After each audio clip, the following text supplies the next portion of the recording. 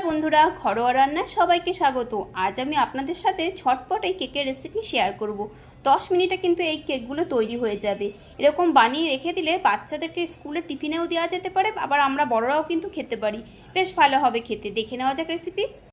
কেকটা বানানোর জন্য এখানে এই বাটিতে দেবো কিছুটা সাদা তেল। আজকে আমি এর মধ্যে কেকগুলো বানাবো, সেই জন্য এখানে কিছুটা অয়েল ব্রাশ করে রাখছি আগের থেকে।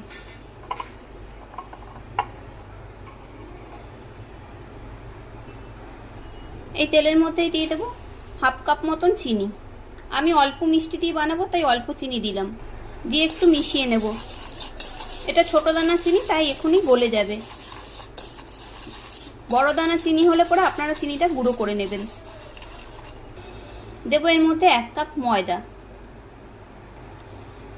এবার রুম টেম্পারেচারে থাকা দুধ দিয়ে দিচ্ছি, দিয়ে মিশিয়ে নেব।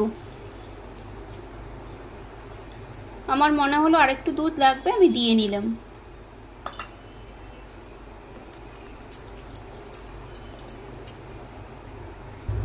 এই যে এরকম ঘনত্বের ব্যাটারটা তৈরি করে নিয়েছি।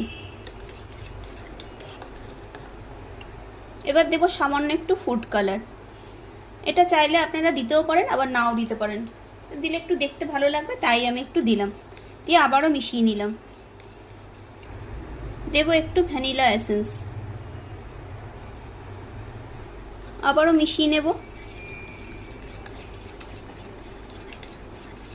চিনিটাও এবার ভালো করে গলে গেছে। এবার এর মধ্যে দেব অল্প একটু বেকিং সোডা,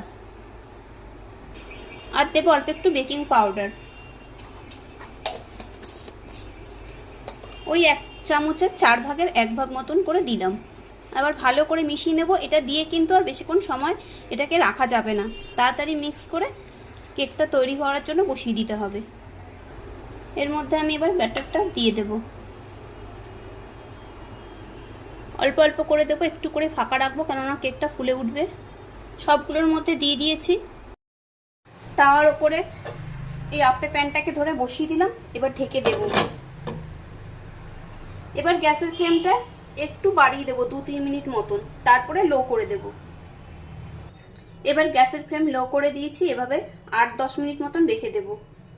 ঢাকাটা খুলে নিলাম। আমি ওপর থেকে কয়েকটা আলমন্ড কুচি করে রেখেছি, এটা একটু দিয়ে দেব। দেখতেও সুন্দর লাগবে, খেতেও ভালো লাগবে। দেব একটু কিশমিশ। আবারও কিছুক্ষণ ঢেকে রাখবো। এভাবে কেক বানিয়ে রাখলে বাচ্চাদের স্কুলে টিফিন দিতেও দেওয়া যাবে, আবার নিজেরা খাওয়ার জন্যও কিন্তু বেশ ভালোই লাগবে। আর আমি অল্প মিষ্টি দিয়ে বানিয়েছি, এটা চা দিয়েও কিন্তু খেতে ভালো লাগবে।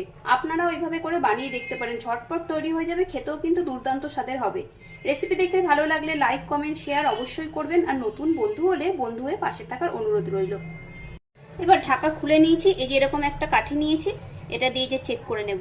এই দেখুন একটুও কিছু আসছে না, মানে আমার কেকটা তৈরি হয়ে গেছে। এবার কিছুক্ষণ এটা ঠান্ডা হতে দেবো, তারপর আবার দেখাবো।